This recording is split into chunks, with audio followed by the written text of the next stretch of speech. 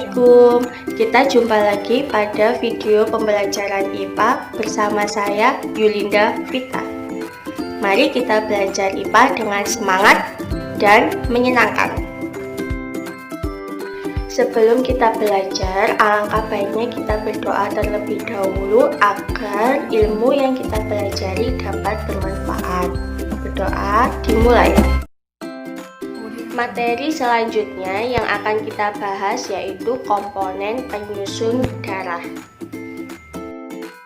Tujuan pembelajaran pada materi komponen penyusun darah yaitu diharapkan setelah mengamati video pembelajaran, siswa dapat mengidentifikasi komponen penyusun darah dengan benar.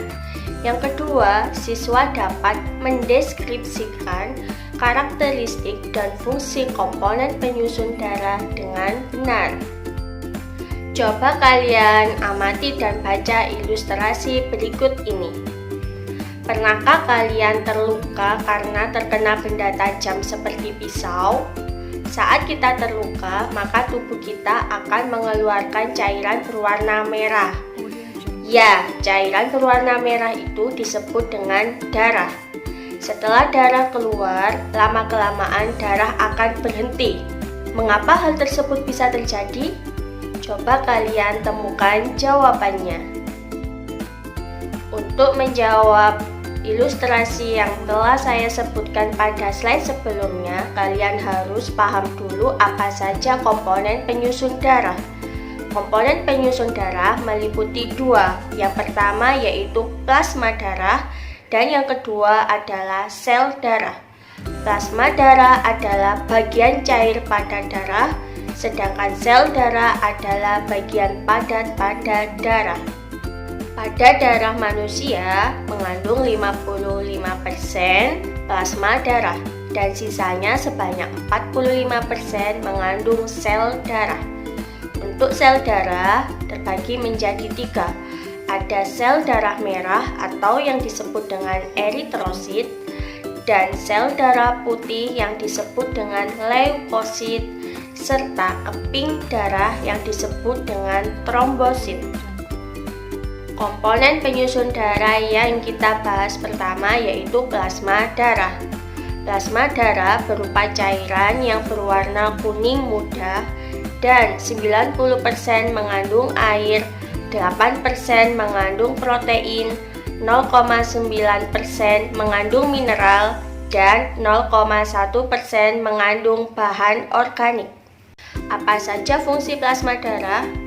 Fungsi plasma darah diantaranya yaitu mengatur tekanan osmosis darah dan membawa sari-sari makanan, sisa metabolisme, hasil ekskresi, dan beberapa gas. Komponen penyusun darah yang kedua yaitu sel darah. Di dalam sel darah terdapat eritrosit atau yang dikenal dengan sel darah merah.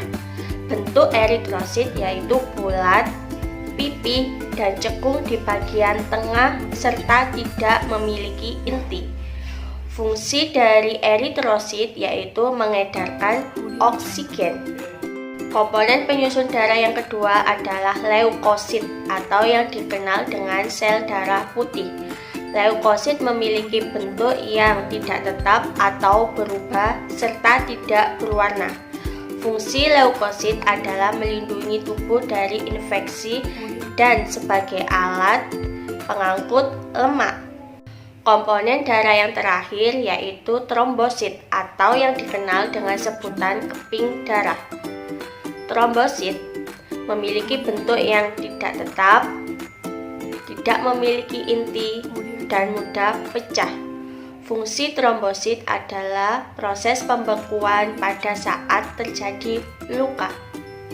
Setelah kalian mempelajari apa saja komponen penyusun darah, sekarang kita kembali lagi pada soal ilustrasi, yaitu pernahkah kalian terluka saat terkena benda tajam? Sehingga darah keluar dari tubuh, tapi lama-kelamaan darah akan berhenti mengalir. Mengapa hal tersebut bisa terjadi? Komponen penyusun darah apa yang terlibat dalam proses pembekuan darah?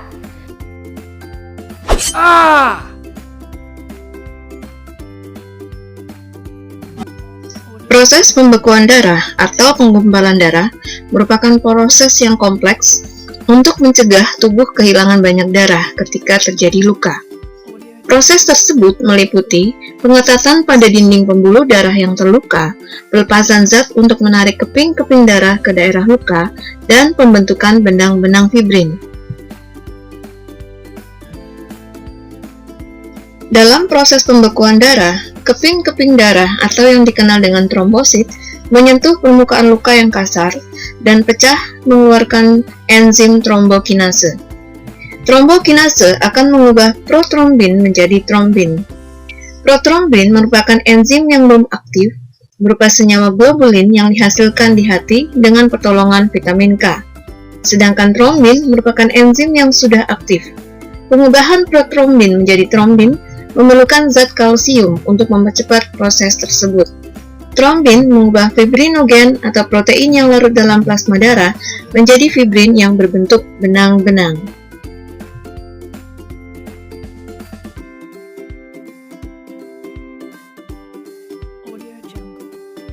Ion kalsium sangat penting dalam pembekuan darah ketika terjadi luka pada tubuh kita. Tanpa ion kalsium, proses pembekuan darah tidak dapat berlangsung. Darah akan terus keluar dari tubuh sehingga dapat menyebabkan kematian. Fungsi ion kalsium atau Ca2+ pada sistem peredaran darah manusia menunjukkan bahwa ion sangat penting bagi kehidupan manusia. Dan manusia tidak akan dapat hidup tanpa adanya ion-ion. Pertanyaan kedua, mengapa darah bisa berwarna merah gelap saat berada di dalam pembuluh darah, arteri pulmonalis, dan vena cava? Kalian bisa mencari jawabannya dengan literasi pada buku atau sumber lain seperti internet. Tugas selanjutnya sudah saya sediakan lembar kerja. Kalian bisa mendownload lembar kerja pada link.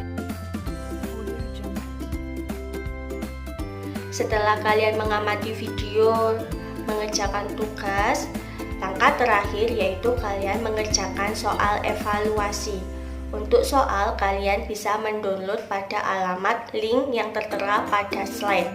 Dan teknik pengumpulannya kalian bisa konsultasikan pada Bapak Ibu guru kalian masing-masing.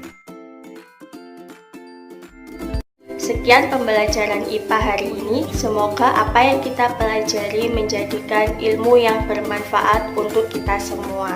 Tetap jaga kesehatan dan kerjakan semua tugas-tugas yang diberikan kepada Bapak Ibu guru kalian.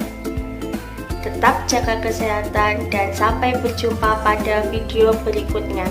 Assalamualaikum.